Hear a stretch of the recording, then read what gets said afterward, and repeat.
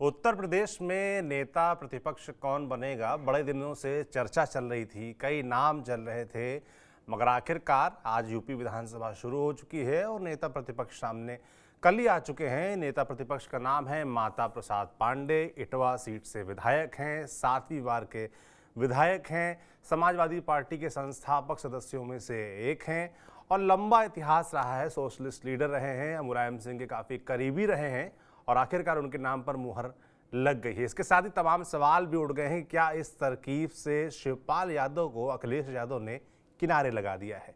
क्या अखिलेश यादव की ये तरकीब जो बीजेपी का कोर वोटर है यानी कि ब्राह्मण वोटर है उसमें सेंधमारी कर पाएगा? इन सभी विषयों पर बात करेंगे और मेरे साथ बात करने के लिए होंगे हमारे वरिष्ठ साथी कुबूल जी। कुबूल जी, स्वागत है आपका।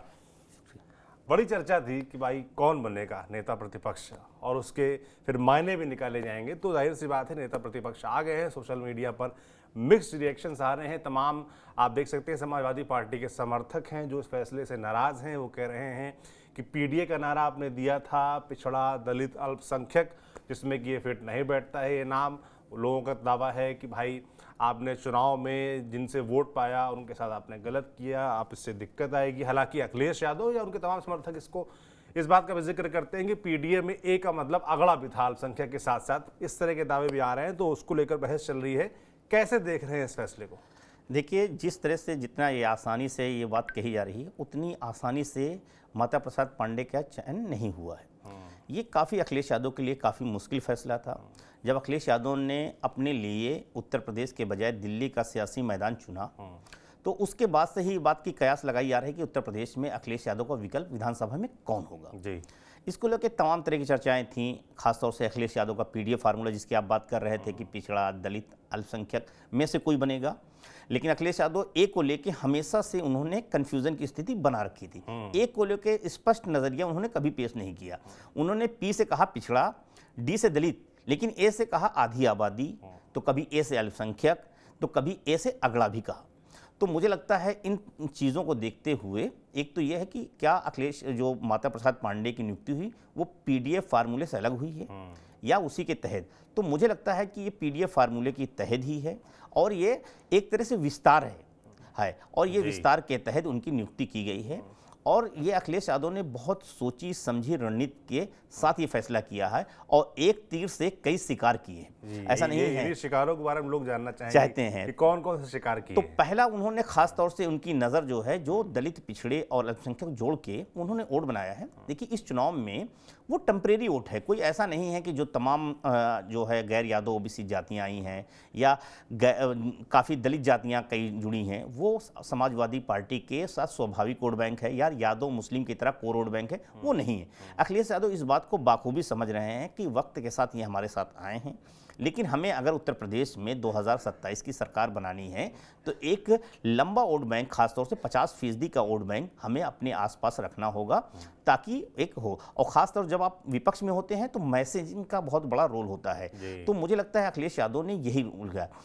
आप देखिए, नेता प्रतिपक्ष के तौर पर इंजीत सरोज का नाम चल रहा था, तूफानी सरोज का नाम चल रहा था, राम अचल राजभर का नाम चल रहा था, शिवपाल यादव जी का चल रहा था कि ये था कि इनमें से कोई एक चुनेगा। अखिलेश यादव ने अपने तमाम विधायकों को से वो लगातार मुलाकात कर रहे थे और उनसे राय मशवरा कर रहे थे।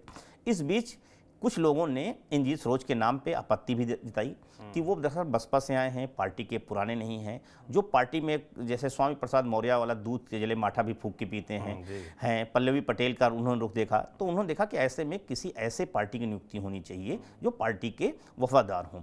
तो उसमें फिर बात होने लगी कि इसको तो शिवपाल यादव और माता प्रसाद पांडे, इन दोनों सीनियरिटी के लिहाज से ये भी कि जो लंबा अनुभव हो वो पार्टी का ही हो, चेंज ना किया हो बार। वैसे राम अचल राजभर का आपने नाम लिया, इंद्रजीत सरोज का नाम लिया, इनका नाम चर्चा में था।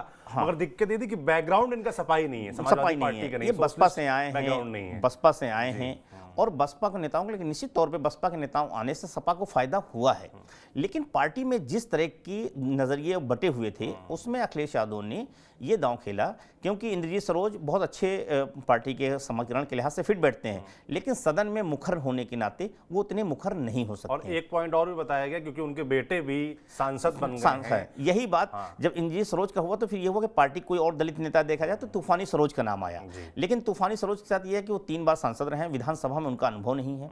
फिर AK वर्मा का नाम आया, जो खासतौर से रानीगंज से विधायक है, प्रतापगढ़ से, लेकिन वो उनका पास भी राजनीतिक अनुभव इतना लंबा नहीं है। तो ये हुआ कि अगर सदन के अंदर वो होते हैं तो क्या कहीं ऐसा ना हो सत्ता पक्ष हावी हो जाए और विधानसभा, तो ऐसे नेता की तलाश हुई कि उसमें फिर नाम आता है शिवपाल यादव और माता प्रसाद पांडे का। माता प्रसाद पांडे पार्टी के पुराने कैडर हैं, तमाम चीज़ें हैं, उस लिहाज से देखा गया कि अखिलेश यादव ने माता प्रसाद पांडे के नाम पे, और कल तक ही फैसला करना था, 4 बजे दोपहर का वक्त हो चुका था, ऐसे में माता प्रसाद पांडे के नाम पे मोहर लगी। माता प्रसाद पांडे के नाम पे मोहर लगने के साथ ही अखिलेश यादव के PDF फार्मूले का एक तरह से एक्सटेंशन बताया गया कि ये विस्तार है और ये ब्राह्मण वोटों को साधने की स्ट्रेटजी है, और इसके तहत ही माता प्रसाद पांडे को बनाया गया। अब इसमें क्या हुआ कि कई चीज़ें रही हैं। देखिए, पहली चीज़ ये है कि समाजवादी पार्टी का जो PDF फार्मूला है, क्योंकि PDF फार्मूले से अखिलेश यादव ने जितनी सीटें जीतनी थी वो जीत चुके हैं, और अगर उत्तर प्रदेश में 2027 का चुनाव बहुत अहम है, ऐसे में अखिलेश यादव एक नए वोट बैंक के साथ, क्योंकि लगातार लोकसभा चुनाव के बाद हम देख रहे हैं कि बीजेपी जो कोशिश कर रही है वो यादव OBC और दलित वोटों पे ज़्यादा फोकस उसका है, चाहे वो राज्यपाल की नियुक्तियां हुई हों, संतोष कुमार गंगवार हों, या फिर लक्ष्मण प्रसाद आचार्य जिनका एक्सटेंशन दिया गया है, उनको मतलब एक तरह से और गवर्नर बना दिया गया असम का, तो उनको बढ़ाया गया, तो एक दलित है OBC। इससे पहले बहोरन लाल मौर्य जो स्वामी प्रसाद मौर्य की दर पे बने हैं वो भी OBC से हैं। तो यानी कि समझ में आ रहा है कि बीजेपी की पूरी कोशिश ये दिख रही है कि जो उसका सोशल इंजीनियरिंग थी 2024 में बिखरी है, उसको एक दोबारा से उसे मजबूत करने की कोशिश की जा रही। तो अखिलेश यादव की स्ट्रेटजी है कि हम क्यों ना, जब वो हमारे वोट बैंक में सेन लगाने की कोशिश कर रहे हैं तो हम उनके वोट बैंक में क्यों ना लगाएं। तो उन्होंने माता प्रसाद पांडे के तौर पे एक ट्रम्प कार्ड खेला, और ऐसा खेला क्योंकि उत्तर प्रदेश में मुख्यमंत्री योगी आदित्यनाथ ठाकुर समुदाय से हैं और उसी इलाके से माता प्रसाद पांडे आते हैं, और ठाकुर बनाम जो ब्राह्मण की उस पूरे इलाके, पूर्वांचल इलाके में जो रही लंबा इतिहास रहा है और ठाकुर बनाम ब्राह्मण की जो वो रहा है, दोनों की वर्चस्व की लड़ाई रही है, वो जग जाहिर है कि और योगी आदित्यनाथ जिस क्षेत्र से आते हैं, गोरखपुर क्षेत्र से आते हैं, वहां भी उनका 36 का आंकड़ा रहा है। उस क्षेत्र के बड़े नेता रहे हैं हरिशंकर तिवारी, उनके परिवार से लंबा उनका इतिहास रहा है, तो उस लिहाज से भी तमाम जानकार कह रहे हैं कि वो भी एक कार्ड खेला है। आप देखिए निश्चित तौर पे, और जब हरिशंकर तिवारी के बेटे अभी चुनाव लड़ रहे थे और जिस तरह से कुशल तिवारी संत कबीर नगर में जब वो प्रचार करने गए, तो आप देखिए कि डुमरियागंज में वो उन्होंने बयान क्या दिया। आप योगी आदित्यनाथ ने बयान दिया कि हमने भगोड़ा है, तो उसका भी रिएक्शन हुआ, और देखिए बहुत तगड़ी फाइट हुई। भले वो जीत नहीं पाए, लेकिन वो नैरेटिव जो समाजवादी पार्टी की थी वो गोंडा में भी हमको दिखी, वो डुमरियागंज में भी दिखी, दोनों लोकसभा सीटों में ठाकुर बनाम ब्राह्मण की लड़ाई दिखी। तो मुझे लगता है, और उस इलाके में जो विधानसभा सीटें हैं, करीब 39 सीटें हैं इस पूरे इलाके में, और उसमें से महज 6 सीटें 2022 में समाजवादी पार्टी जीती थी। तो अखिलेश यादव की स्टेडी एक लोकसभा सीट जीती है संत कबीर नगर। तो मुझे लगता है अखिलेश यादव ने ये कोशिश की है कि हम क्यों ना, हमारा जो PDF फार्मूला है वो तो है ही है, और हम क्यों ना ब्राह्मणों को और एक्सटेंशन दिया जाए और ब्राह्मण वोटों को जोड़कर हम 2022 के चुनाव, 27 के चुनाव की एक मजबूत आधारशिला रखें। अभी मुझे बोलिए, हाल का इंटरव्यू भी अखिलेश यादव को याद आ रहा है, जिसमें वो इस बात का जिक्र कर रहे थे कि हमारे समय में बड़ा लोग बात करते थे जातिवाद की, कि एक जाति के लोग ज़्यादातर पोस्टों पे हैं, ज़्यादातर अधिकारी हैं, इस तरह की बातें होती थी। और उन्होंने आरोप की शक्ल में कहा कि योगी आदित्यनाथ सरकार में भी ऐसे आरोप लगते हैं, एक जाति के ऊपर आरोप लगते हैं, उस पर सवाल क्यों नहीं उठाता है कोई। तो अब ये जो आया है, नेता प्रतिपक्ष एक ब्राह्मण को चुना है, तो लोग हर चीज को करेक्ट करके देख रहे हैं। निश्चित तौर पे आप देखिए, मैं जैसा आपने कहा कि अखिलेश यादव इस बात को, हालांकि भारतीय जनता पार्टी के दौर में खुल के बीजेपी के लोग बोलते थे कि यादवों का वर्चस्व है, लेकिन समाजवादी पार्टी अखिलेश यादव इस तरह से ना बोल के वो सिर्फ एक जाति विशेष का नाम लेते हैं, और वो ये उनका इशारा कहीं ना कहीं ठाकुर समुदाय के ऊपर होता है कि आज सत्ता में उत्तर प्रदेश में ठाकुर समुदाय के लोगों का दबदबा है, चाहे वो सरकार सत्ता में हो या प्रशासन की नियुक्तियों में हो, प्रशासन में हो, इसको लेके तमाम आरोप भी लगते रहे हैं। तो अखिलेश यादव की स्ट्रेटजी है। लेकिन आप देखिए माता प्रसाद पांडे के साथ क्या है, एक बड़े अनुभवी नेता है। सदन में जब वो बोलेंगे, उनके पास विधानसभा अध्यक्ष रहने का अनुभव है, तो वहाँ की जो संसदीय कार्य, जो उसकी नियमावली है, उसको भी बाखूबी वो समझते हैं। और जब उनके सामने योगी आदित्यनाथ जवाब भी दे रहे होंगे तो एक लिमिट और एक दायरा होगा, और जितना अगर एक अपर क्लास को एक अपर क्लास के द्वारा, मुझे लगता है कांटे से दूसरे कांटे को निकालने की भी कोशिश जो है अखिलेश यादव ने किया है। और इसमें उन्होंने कई बलि चढ़ाई। इसमें उन्होंने नाराजगी जो झेलनी पड़ रही है, वो दलितों की भी नाराजगी झेलनी पड़ रही है। इसमें जो नाराजगी एक तबका है कि वो शिवपाल यादव का तबका है, उसकी भी नाराजगी झेलनी पड़ रही है। तो कोशिश यहाँ कई चीजों की हो रही है। सोशल मीडिया पे नाराजगी साफ तौर पर नजर भी आ रही है, तो कुछ लोग समर्थन में भी बात कर रहे हैं। आपने शिवपाल यादव का जिक्र किया तो एक तस्वीर भी बड़ी वायरल है, जिसमें माता प्रसाद पांडे के ठीक बगल में शिवपाल यादव बैठे नजर आ रहे हैं।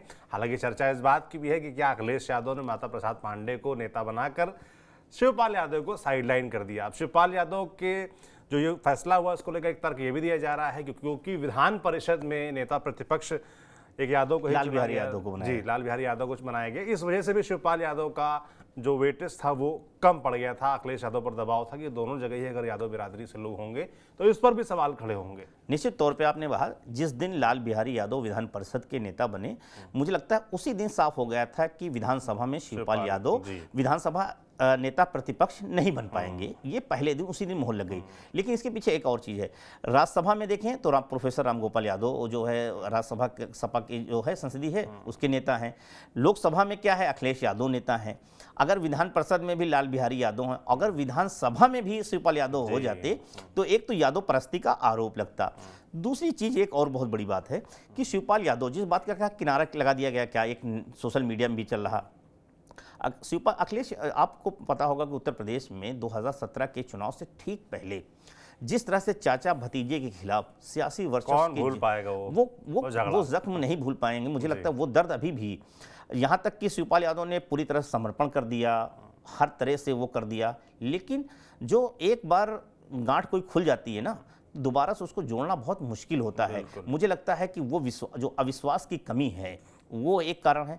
दूसरा है कि जो अखिलेश यादव के करीबी नेता हैं वो भी नहीं चाहते हैं कि शिवपाल यादव का कद दोबारा से समाजवादी पार्टी में मुलायम सिंह यादव की दौर की तरह फिर से बढ़े। उनको लगता है कि अगर बढ़ने से उनके राजनीतिक से, तो वो भी एक तबका है कि वो उसको लेकर विरोध लगातार कर रहा था। इसीलिए माता प्रसाद पांडे उसमें एक ट्रम्प कार्ड के तौर पर रहे।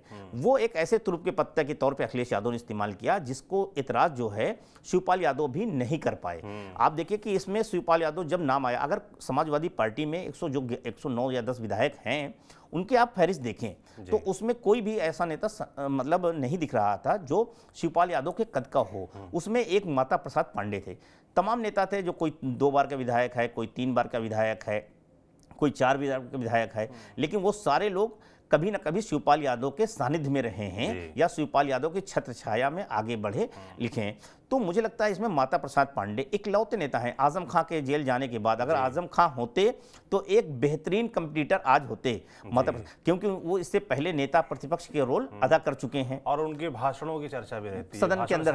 हाँ, जो भाषा वो जबरदस्त होती है, वो होती तो। लेकिन उनके खासतौर से सदस्यता जाने के बाद और जेल जाने के बाद मुझे लगता है माता प्रसाद पांडे, आप देखिए 81 साल की उम्र के हैं, जनेश्वर मिश्रा राम उनके साथ अपनी राजनीति शुरू किया है। तो और आज नहीं, पार्टी के लगातार वफादार नेताओं में से रहे हैं। दूसरी तरफ यह है कि बीजेपी समाजवादी पार्टी पे जब खासतौर से राकेश पांडे, मनोज पांडे गए हैं, तब से उसमें एक विनोद चतुर्वेदी, उनके जाने के बाद से एक आरोप लग रहा था कि समाजवादी पार्टी जो है वो खासतौर से अगड़ों को लेके उतनी वो नहीं है, स्पेस नहीं है, उसमें उनकी ब्राह्मणों की तवज्जो नहीं दी जा रही। मुझे लगता है इस नैरेटिव को तोड़ने की भी कोशिश किया है अखिलेश यादव ने, और शिवपाल यादव को लेके जो विरोध एक तबके का था पार्टी में, वो भी खत्म किया है। यादव परस्ती का जो आरोप था उसको भी काउंटर करने का, उसके नैरेटिव को भी तोड़ने की कोशिश की है। माता प्रसाद पांडे खाटी समाजवादी हैं।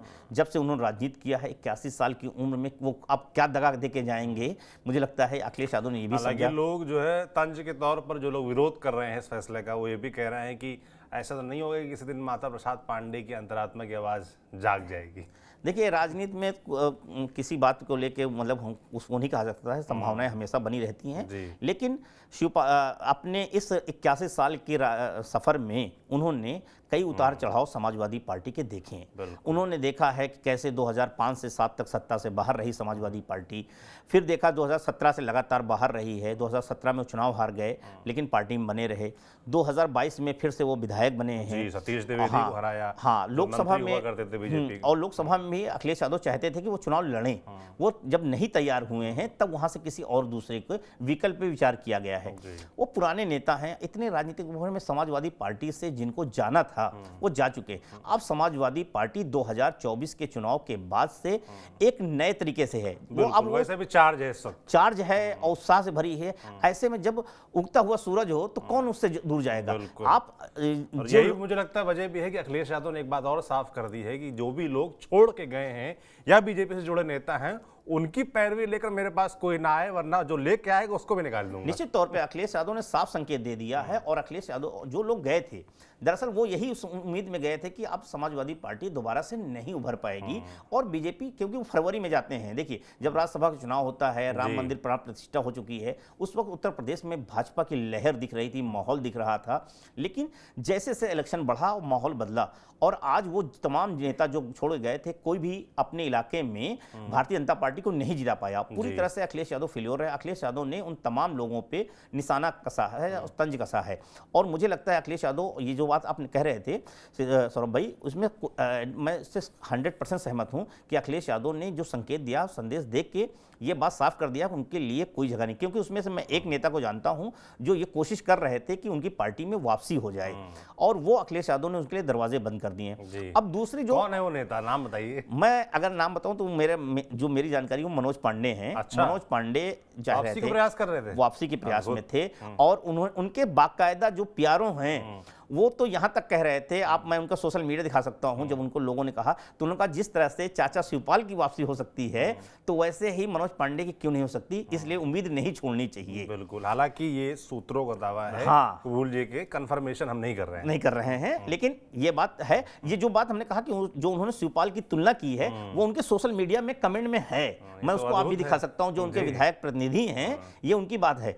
तो वो कोशिश कर रहे थे लेकिन वो नहीं। आप देखिए, लेकिन इस सारी चीजों में जिस तरह से माता प्रसाद पांडे को लाया गया, उस पे किसी को भी कोई विरोध नहीं। पार्टी में, समाजवादी पार्टी के विधायकों में या जो पार्टी के नेता, उसमें लीडरशिप में कोई नाराजगी नहीं है। माता प्रसाद पांडे की तमाम पार्टी के नेता इज्जत करते हैं, सम्मान करते हैं। लेकिन इसमें जो नाराजगी दिख रही है वो नाराजगी दिख रही है जो सपा के पीडीए फार्मूले के साथ, जो उम्मीद के साथ जुड़े थे, उनको लग रहा है एक का मतलब सिर्फ जो है अल्पसंख्यक ही होता है, एक का मतलब ना अगड़ा होता है ना आधी आबादी होती है। ये उसको लेके है और इस पूरे उसमें दलितों को प्रतिनिधि नहीं दिया गया। ये थोड़ा सा चिंता की बात दिख रही है जिसको लेके मायावती ने सवाल उठाया है। अब इसी पे मैं बात करने वाला था कि मायावती का भी ट्वीट आ गया है यूपी में, खासतौर पे अखिलेश यादव समाजवादी पार्टी को फैसला लें और उस पर मायावती का रिएक्शन ना आए, ये तो अधूरा रह जाएगा। तो मायावती जी का रिएक्शन आ गया है। उन्होंने कहा है सपा मुखिया ने लोकसभा आम चुनाव में खासकर संविधान बचाने की आड़ में यहाँ पीडीए को गुमराह करके उनका वोट तो जरूर ले ले, लेकिन यूपी विधानसभा में प्रतिपक्ष का नेता बनाने में जो इनकी उपेक्षा की गई, ये भी सोचने की बात। जबकि सपा में एक जाति विशेष को छोड़कर बाकी पीडीए के लिए कोई जगह नहीं, ब्राह्मण समाज की तो कतई नहीं, क्योंकि सपा व भाजपा सरकार में जो इनका उत्पीड़न व उपेक्षा हुई है वह किसी से छिपी नहीं है। वास्तव में इनका विकास एवं उत्थान केवल बीएसपी सरकार में ही हुआ, अतः ये लोग जरूर सब सावधान रहे। देखिए, मायावती ने अपने ट्वीट से सारे, जो आपने कहा एक तीर से कई निशाने साधने वाली बात, कि ब्राह्मणों को भी बताया कि आप हमारे कार्यकाल में सुरक्षित थे, ना आप भाजपा के साथ सुरक्षित हैं ना सपा में सुरक्षित हैं। साथ ही साथ जो पीडीए फॉर्मूला है उसको भी निशाना साधा कि आपने वोट तो ले लिए मगर इनको स्थान नहीं दिया। देखिए, इसमें कोई बात नहीं। ये बात मैं कह सकता हूं कि अब उत्तर प्रदेश में जो मैंने पिछले 25-30 साल की राजनीति को देखा है और सत्ता को देखा है, 25-30 साल की सत्ता में किस तरह की भागीदारी, तो 2007 में जब मायावती की सरकार बनी थी, जो ब्राह्मणों का मंत्रिमंडल में प्रतिनिधित्व था, उतना प्रतिनिधित्व जो है ना समाजवादी पार्टी दे पाई है, ना उत्तर प्रदेश में भारतीय जनता पार्टी दे पाई है। तो मुझे लगता है कि मायावती की इस बात, 13 मंत्री थे, 13 कैबिनेट में आप सोचिए, और सब हाई प्रोफाइल मंत्री थे। ब्राह्मणों में उच्च शिक्षा जी, मंत्री, बिल्कुल। शहरी नगर विकास मंत्री, स्वास्थ्य मंत्री जैसे मतलब हाई प्रोफाइल पद जो है बसपा सरकार में दिए गए। हालांकि उस समय बसपा का ब्राह्मणों का झुकाव भी 2007 में बसपा के साथ दिखा था। ऐसा लगा था हाथी, वो जो नारा था हाथी नहीं गणेश, जब भी मतलब हाथी नहीं गणेश है, विष्णु शंकर महेश है, एक नारा ये गूंजा था। दूसरा, उस वक्त बसपा जो बहुजन से सर्वजन की राजनीति की तरफ जो है टर्न आउट हुआ था। पहली बार उसका जो है प्रयोग हुआ था कि सर्वजन की राजनीति कैसे की जाए, और वो सर्वजन सफल है। हिताय सर्वजन हाँ, सुखाय। सुखाय का नारा बसपा के तमाम जगह रहा। तो ये मुझे लगता है कि मायावती की बात कहना। दूसरी बात, मायावती इसलिए भी चिंतित है, मायावती भी संदेश देने की कोशिश कर रही हैं, क्योंकि ये चुनाव ने मायावती को सबसे बड़ा झटका मायावती को दिया है, और दलित वोटों का छिटकना मायावती की निश्चित तौर पर बेचैनी है। अब मायावती की कोशिश है कि जो तमाम वोट उनसे छिटक गया है उसको कैसे वापस लाया जाए, और उसके लिए वो तमाम कोशिशें कर रही हैं। और क्योंकि वो उनके पास कुछ देने के लिए नहीं है, कुछ उनके पास जो है अभी वो नहीं कर सकती हैं, तो मैसेज देने का काम कर रही हैं, और वो सोशल मीडिया से ज़मीन पर उतर नहीं रही, तो सोशल मीडिया के जरिए ही वो कोशिश कर रही हैं, लगातार घेर रही हैं। इसीलिए आज उन्होंने कहा कि ये पीडीए में सिर्फ जो है एक जाति विशेष, उन्होंने भी यादव का नाम नहीं लिया, लेकिन एक जाति विशेष कह के वो सीधा संकेत जो है समाजवादी पार्टी पे यादव समुदाय देते कि सपा में सिर्फ यादवों का दबदबा है और किसी और बिरादरी का नहीं है। न पिछड़े जो दलित और जो तमाम लोग गए हैं संविधान के नाम पे, या जो पीडीए फार्मूले के नाम पे गए हैं, या ब्राह्मण समुदाय को जिसको लुभाने की अखिलेश यादव कोशिश कर रहे हैं, वहां उनको कुछ फायदा नहीं होना है। उनका फायदा अगर कहीं हो सकता है तो अतीत में हमने दिया है, तो आप आ सकते हैं। तो मुझे लगता है, लेकिन सबसे बड़ी बात यह है कि जो बात है दलित वोटों को लेके है, दलित का प्रतिनिधित्व जो है अखिलेश यादव के साथ अविश्वास की कमी एक रही है कि जब सत्ता में रहते हैं तो दलितों के साथ उनका रवैया क्या होता है। जो दलित जो खासतौर से उम्मीद के साथ आया था, ये भी याद दिलाने का प्रयास किया गया है, और दलितों को लेकर खासतौर से जो अविश्वास की कमी है, सपा ने अपने समय में कई जिलों के नाम, जो दलित महापुरुषों के नाम थे उनको बदला, अंबेडकर पार्क को लेकर जिस तरह के बयान जारी हुए, प्रमोशन में रिजर्वेशन बिल को लेके, वो बहुत सारी चीज़ें हैं। तो मुझे लगता है अखिलेश यादव को ये जो दलित काला है, खासतौर से माता प्रसाद पांडे की नियुक्ति के बाद जिस तरह के सवाल उठे हैं, मुझे लगता है अखिलेश यादव को इसको समय रहते ही कुछ ना कुछ उसका सलूशन निकालना ही पड़ेगा, वरना ये जैसे जैसे बढ़ेगा। क्योंकि सपा से लेके बसपा से लेके बीजेपी तक इस नैरेटिव को कोशिश में है कि कैसे समाजवादी पार्टी को दलित विरोधी कटघरे में खड़ा किया जाए, ओबीसी विरोधी कटघरे में खड़ा किया जाए। इसीलिए जैसे ही नाम आता है, केशव प्रसाद मौर्य का बयान आता है, केशव प्रसाद मौर्य खुल के बात कहते हैं कि समाजवादी पार्टी दलित पिछड़ा विरोधी है। इधर आज मायावती का बयान आ जाता है, मायावती भी कह रही। तो इस तरह की बातें जब होंगी तो मुझे लगता है वो अखिलेश यादव की राजनीति जो राजनीतिक है वो उस पर जो झटका लग सकता है। तो ये चीज़ों को लेकर अखिलेश यादव को सोचना पड़ेगा, और नहीं तो ये नैरेटिव अगर बढ़ेगा तो ये अखिलेश के लिए आगे चिंता बढ़ाएगा। बिल्कुल, मगर कुल मिलाकर एक तस्वीर तो साफ हो गई है कि अखिलेश यादव अपने सामाजिक दायरे में, अपने पॉलिटिकल दायरे में विस्तार करना चाहते हैं। इसके तहत उन्होंने ये फैसला लिया है। अब जो भी सवाल उठ रहे हैं, मुझे लगता है जो पीडीए को लेकर सवाल उठ रहे हैं उसके सही जवाब या अपने जो समर्थक है उनको संतुष्ट करने वाले जवाब तो खुद अखिलेश यादव ही दे पाएंगे। मुझे लगता है वो सामने आएंगे प्रेस के, और जाहिर सी बात है बताएंगे कि किस। सौरभ भाई, एक और चीज बताया, राज्यसभा चुनाव के दौरान आपने देखा होगा कि पीडीए को लेकर बहुत सवाल उठे थे कि पीडीए को लेकर तमाम सवाल उठेंगे, पीडीए में किस तरह के नियुक्ति नहीं हुई। तो अखिलेश यादव ने कहा कि अभी हमारे पास आने वाले समय में बहुत सारे पद हैं, हम देंगे। तो निश्चित तौर पर उनका इशारा कहीं विधान परिषद की तरफ था, उनका इशारा जो है चीजें तो है, और वो मुझे लगता है लोकसभा में लोगों ने विश्वास किया और सपा को वोट दिया। क्या अखिलेश यादव फिर से दोबारा पीडीए पे सवाल उठा है?